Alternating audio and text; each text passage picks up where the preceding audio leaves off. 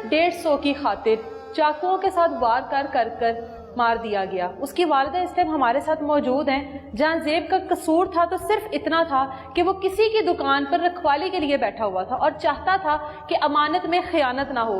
एक शख्स आता है उसके पास पेट्रोल डलवाने के लिए और उसको कहता है कि जो पैसे हैं वो मैं बाद में दे दूंगा, लेकिन जहांजेब इस चीज़ से इनकार करता है और उसको कहता है कि मेरा दोस्त मेरे जिम्मे ये दुकान लगा कर गया है, जब तक वो वापस नहीं आता मैं इस तरह का कोई हेर फेर नहीं कर सकता, और बदले में उससे उसकी सांसें छीन ली जाती हैं। इंसानी जान की कीमत सिर्फ 150 रुपया रह गई है। उसकी वालिदा हमारे साथ मौजूद हैं। जहांजेब जो कि अपने लिए ईद की तैयारियां कर रहा था, दर्जी का काम करता था, लोगों के लिए ईद के कपड़े तैयार कर कर सीजन लगाना चाहता था और चाहता था कि इस ईद पर इतना कमा लूं कि अब कुछ महीनों बाद मैं शादी कर लूंगा, लेकिन कुछ भी ना हो सका। सब कुछ जो है वो अधूरा रह गया। वालिदा हमारे साथ मौजूद हैं। ये उसकी वो मशीन है जिस मशीन पर वो कपड़े सीता था। ये वो कपड़े हैं जो जहांजेब ने अपने लिए रखे हुए थे, जो सीने थे। हर चीज़ यहीं पे रह जाती है, इंसान सिर्फ नहीं रहता, उनकी चीज़ें, उसकी यादें, सब कुछ रह जाता है। लोग चले जाते हैं।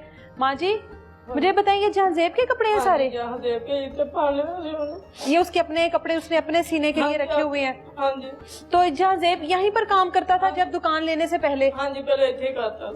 और ये जूते वगैरह? जूते भी लाया, एक दफा पाए, मुझे पाए नहीं उन्हें, तो इथे पाने से उन्हें। ये सूटों की जो वो कटिंग करके रखे हुए हैं, ये उसने सारा खर्चा अपने यहाँ सारा ला के रखे। अच्छा, ये देखे पूरी तैयारी की हुई है उसने, अपने सूट की उसने कटिंग करके रखी हुई है। ईद पर पहनना होगा लेकिन नहीं नसीब हो सका।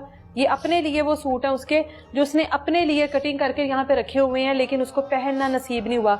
ये माँ है बेचारी, बेटे की शादी की भी तैयारियां चल रही थी। बेटा शादी भी अब करना चाहता था, कारोबार चाहता ਸੀ ਮੈਂ ਕਿਹਾ ਸੀ ਕਿ ਵੱਡੇ ਦੀ ਕੀਤੀ ਹੈ, ਜੇ ਤੇਰੀ ਨਹੀਂ ਕਰਨੀ ਕੋਈ 2 ਸਾਲ ਕਰ ਲਾ ਫਿਰ ਕਰਾਂਗੇ। ਕਹਿੰਦਾ ਸੀ ਆਪ ਹੀ ਅੰਮੀ ਮੈਨੂੰ 2 ਸਾਲ ਲਾ ਲੈਂਦੇ ਫਿਰ ਮੇਰੀ ਸ਼ਾਦੀ ਕਰਨਾ, ਧੂਮ-ਧਾਮ ਕਰਨਾ।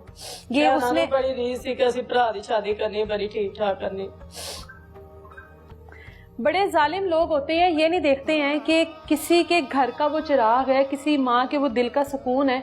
किस तरह से अपने लिए तैयारियां कर रहा था, आने वाले वक्त से बिल्कुल बेखबर। यहीं पर सब कुछ रह गया, मशीन रह गई। अब जाकर इतने सालों की मेहनत के बाद अब जाकर उसने सोचा था कि अब मैं इस काबिल हो गया हूँ कि अब मैं अपनी दुकान बनाकर अपना कारोबार सेट कर सकता हूँ। अब मैं इस काबिल हो गया हूँ कि मैं लोगों के कपड़े सीकर उनको दे सकता हूँ। लेकिन अब जाकर उसकी ज़िंदगी का ही खात्मा हो गया। उसकी और भी फैमिली वाले हमारे साथ मौजूद हैं।